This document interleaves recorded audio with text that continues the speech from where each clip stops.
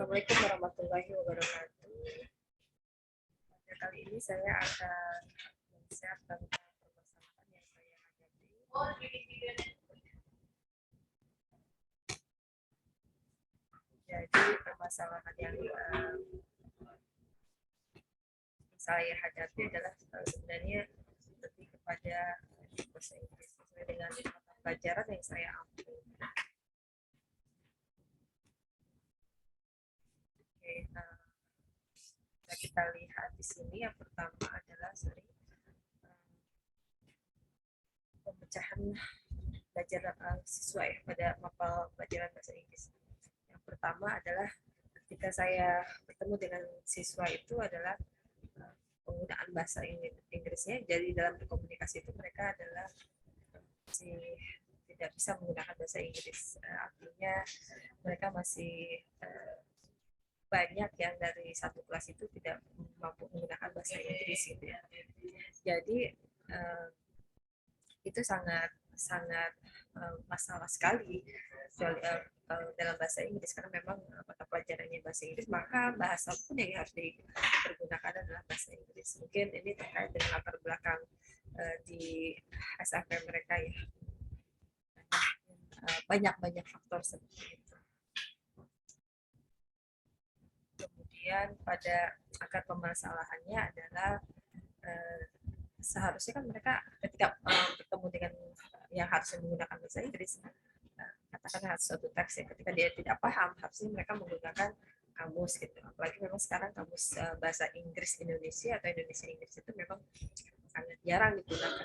Jadi kita lebih banyak menggunakan sebenarnya gadget untuk membantu permasalahan. Nah seharusnya di level SMA itu tekstukul itu mereka ada di angka 300-an. Kenapa di angka 300-an? Artinya mereka sudah dapat berkomunikasi dalam menggunakan bahasa Inggris.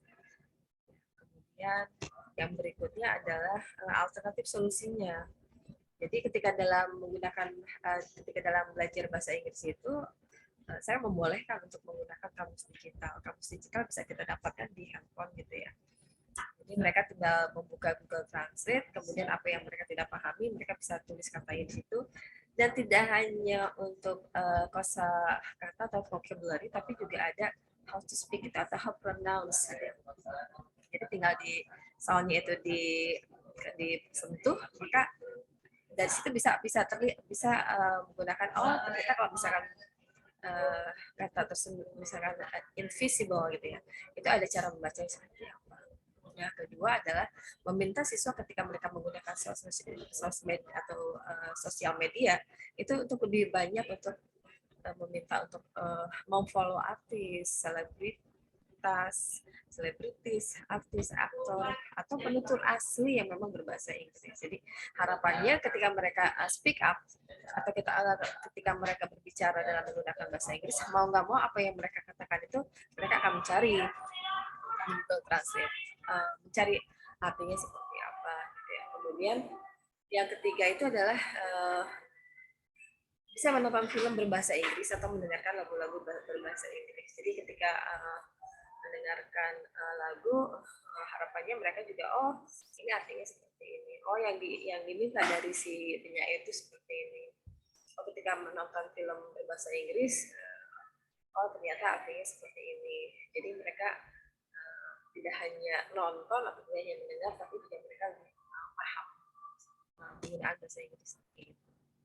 Hasilnya dalam jangka waktu 1 sampai 2 bulan itu siswa itu mulai terbuka wawasannya bahwa memang pelajaran bahasa Inggris itu sebenarnya nggak sesulit yang mereka bayangkan ketika mereka harus mengkomunikasikan bahasanya seperti itu, karena sebenarnya mereka itu bisa belajar dari sumber yang lain, tidak hanya dari siswanya, tidak hanya dari gurunya, tetapi juga bisa belajar dari siswanya atau misalkan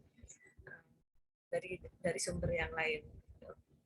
Jadi ketika para siswanya itu mulai mengumpulkan dalam tugas bahasa Inggris, nah, itu sudah mulai variasi sudah mulai terlihat. Mereka lebih banyak menggunakannya untuk dan hasilnya pun tidak monoton seperti itu. Nah, ini sumber rujukan solusinya itu atau pemecahan masalahnya itu ketika saya sendiri sebagai guru magang itu biasanya persoalannya sama sih di tiap tahun ajaran baru seperti itu. Jadi ketika bertemu dengan saya, mereka lack of vocabulary atau lack of sentence itu, atau mereka can communicate uh, what is on his idea or her idea to speak in English seperti itu. Jadi seperti itu permasalahan yang saya hadapi. Kurang lebihnya saya mohon maaf. Wassalamualaikum warahmatullahi wabarakatuh.